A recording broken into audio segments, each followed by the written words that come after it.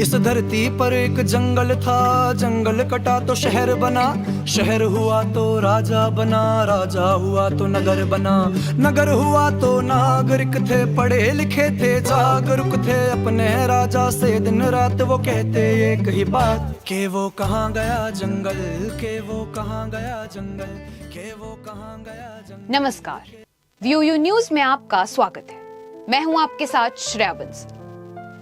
पुराना देहरादून ऐसा लगता था मानो उत्तराखंड के पहाड़ों की सारी खुशबू इस एक शहर में सिमट कर आती है। पर देहरादून अब देहरादून ना रहा। गुम हो गए वो बासमती के खेत, चली गई वो लीचियों की मिठास। पहले जैसी हरियाली अब ना रही, बढ़ती जा रही है पानी की कमी और बढ़ती जा रही है गर्मी। जंगल के नाम पर बस बड़ी बड़ी कंक्रीट की इमारतें ही बची हैं। सब्जी उत्पादन से ज्यादा अब सूखा नशा बिकने लगा है। कभी सबसे सुरक्षित शहर के रूप में पहचाने जाने वाला देहरादून अब सुरक्षित भी नहीं रहा। एक समय था जब देहरादून लीचियों का सबसे बड़ा उत्पादक था। अब लीचियां बस बाजारों तक ही सीमित है। दून की यह विशेषता अब बस इतिहास के पन्नों में सिमट कर रह गई है। पहले जहां मसूरी में सर्दियों के दौरान हर जगह बर्फ की चादर बिछी रहती थी, वही अब बर्फबारी बहुत कम हो गई है। यह बदलाव पर्यावरणीय असंतुलन और ग्लोबल वार्मिंग का भी संकेत है। देहरादून की पहचान उसकी प्राकृतिक सुंदरता, हरी भरी वादियों और स्वच्छ नदियों के कारण थी। यहाँ की नहरें और जलधाराएं इस शहर की सुंदरता में चार चांद लगाती थी। लेकिन अब अनियंत्रित विकास और शहरीकरण के चलते ये नहरें और जलधाराएं सूख गई है या फिर प्रदूषित हो गई है। अब जब इस नए दून को देखते हैं तो लगता है जैसे विकास के चक्कर में हमने अपने शहर की बलि दे दी। नया देहरादून नए रंगों में ढला है पर अपना सा नहीं लगता। एक नए दून की नई चाहत है और उसका नाम है प्रोग्रेस, जिसमें मल्टीनेशनल कंपनी की इमारतें हैं, ट्रैफिक की धूल है, मल्टीकल्चर की चाहते हैं और चारों तरफ बस शोर है। कभी ध्यान से सुनना, इस नए देहरादून में पुराने देहरादून की रोती बिलखती चीखें सुनाई देगी जो तुम्हें काटने को दौड़ेगी, और तब तुम खुद से सवाल करना कि पुराना देहरादून कहां गया। यह देहरादून की कहानी है एक विकास की जिसने विनाश को जन्म दिया, और फिर इस शहर का एक ऐसा विकास हुआ जिसने हरे भरे जंगलों से ढके हुए देहरादून को आज सीमेंट और कंक्रीट के फ्लैट से भरा हुआ शहर बना दिया।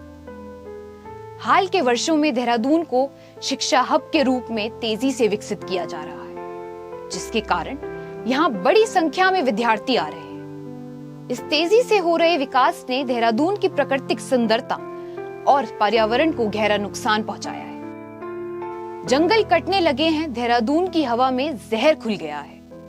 उस जमीन पर जहां ऋषि मुनि और खुद गुरु द्रोण ने शांति ढूंढी थी, अब बस शोर है।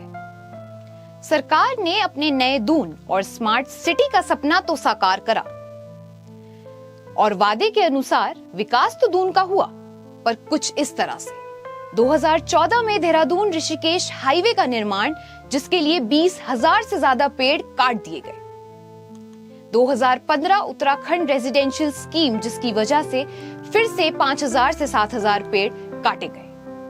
2016 में देहरादून स्मार्ट सिटी प्लान के लिए 3,000 से ज्यादा पेड़ों की बलि दी गई। 2021 में देहरादून पोटा साहिब हाईवे का निर्माण, जिसकी वजह से शिवालिक पर्वत के शिखरों पर सीधा असर पड़ा और फिर से 15,000 पेड़ काट दिए। 2022 में Dehradun river front development project, जिसकी वजह से नदी के प्राकृतिक कोर्स पर असर पड़ा और 5,000 से 7,000 पेड़ काट दिए गए। 2024 में एरोट्रोपोलिस प्रोजेक्ट, जिसके लिए फिर से 20,000 से 25,000 पेड़ काट दिए गए, और जो बच गए हैं सरकार उनके पीछे पड़ी है। खलंगा में वाटर ट्रीटमेंट प्लांट के निर्माण के लिए 2,000 से अधिक पेड़ों की कटाई का प्रस्ताव आया, जिसका पर्यावरण प्रेमियों द्वारा भारी विरोध किया गया, और अब इसे सरकार ने कनार कटान विलेज के पास शिफ्ट करने के लिए भूमि चिन्हित कर ली है। फिर दिलाराम चौक से आगे हाथीबड़ कला रोड के 4 लेन निर्माण के लिए 240 से अधिक पेड़ों की कटाई का नया प्रस्ताव सामने आया। इस पर देहरादून वासियों ने बीते रविवार को पर्यावरण आंदोलन किया, जिसमें भारी संख्या में भीड़ इकट्ठी हुई। सबका नारा था हम देहरादून को ऐसे बर्बाद नहीं होने देंगे, जिससे पहले ही सरकार ने अपना यह फैसला वापस ले लिया। अब यह सवाल उठता है कि सरकार ने यह निर्णय दून वासियों की एकजुटता से डर कर लिया या केवल लोगों को मुद्दे से भटकाने की एक यह योजना है। अगर वास्तव में सरकार जनशक्ति से डर गई है तो यह सोशल मीडिया और पर्यावरण प्रेमियों और अन्य संगठनों की एकजुटता की ताकत को दर्शाता है। उत्तराखंड सरकार की रोज एक नई योजना से आम जनता परेशान है।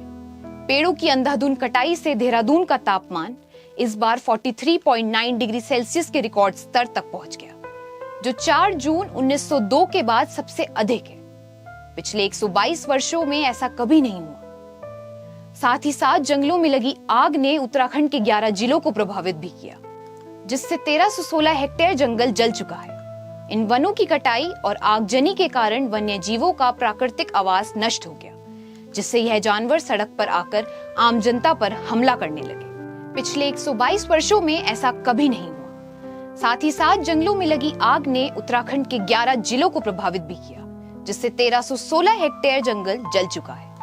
इन वनों की कटाई और आगजनी के कारण वन्य जीवों का प्राकृतिक आवास नष्ट हो गया, जिससे यह जानवर सड़क पर आकर आम जनता पर हमला करने लगे। इस स्थिति में कई छोटे बच्चे और बुजुर्गों की दुखद मृत्यु भी हो गई। देहरादून वासी ऐसा विकास नहीं चाहते हैं। इतिहास साक्षी है कि जब तक जनता ने सड़क पर उतरकर सरकार की तानाशाही के खिलाफ आवाज नहीं उठाई, तब तक सरकार ने अपने गलत फैसलों को वापस नहीं लिया। हाँ, विकास जरूरी है, पर ऐसे विकास की जरूरत नहीं है। हमें जरूरत है तो एक ऐसे सस्टेनेबल डेवलपमेंट मॉडल की जिसमें एक बैलेंस तरीके से सब चीजों का उपयोग हो, किसी भी चीज को हानि ना पहुंचाई जाए। हम सबको मिलकर अपने शहर को फिर से हरा भरा बनाना होगा। यह विकास तभी सार्थक होगा जब हम अपनी आने वाली पीढ़ियों के लिए एक स्वच्छ वातावरण छोड़ पाएं। ऐसे ही अहम जानकारियों के लिए जुड़े रहिए VOU न्यूज के साथ। हमारे चैनल को लाइक करें, शेयर करें और सब्सक्राइब करें।